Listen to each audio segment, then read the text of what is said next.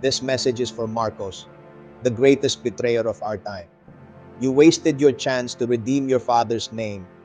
Instead, you buried it deeper in disgrace. You remain the same foolish son your own father once described, unchanged, unrefined, and unworthy of the power you clutch. Like Judas, you robbed yourself of decency the moment you betrayed the only man who dared to dignify your family's tarnished legacy. Greed overtook whatever humanity was left in your feeble being. You have become a puppet ruled not by principle, but by your own demons.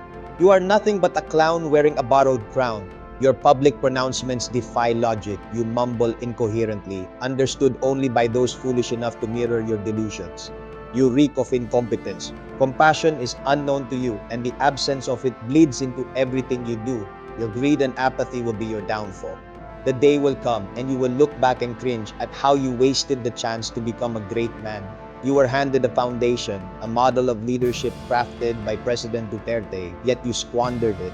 You will never be half the man he is, not in this lifetime nor the next. You are still blind to the suffering around you. Your people are scraping by on the crumbs that fall from your table, for God's sake. You have run this country into the ground and you do not seem to care. Or are you simply that ignorant? You condemned a great man, one you owed so much, to die in foreign hands. In doing so, you lost whatever remnants of humanity you had left. You will never be loved. History will remember you not as a leader, but as the worst president this nation has ever endured. We, our children, and our children's children will spit on your name for the damage you have inflicted. To the leeches who latched onto this man for power and privilege, your names will be etched on the walls of greed, marked forever as the swarm that choked this nation's last breath. And to those who choose blindness out of hatred for the Dutertes, be warned.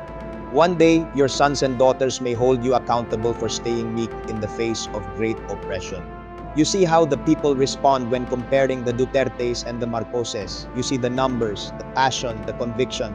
But instead of accepting the truth, you brand them ignorant and dumb because reality defies your bias. You would rather insult than enlighten.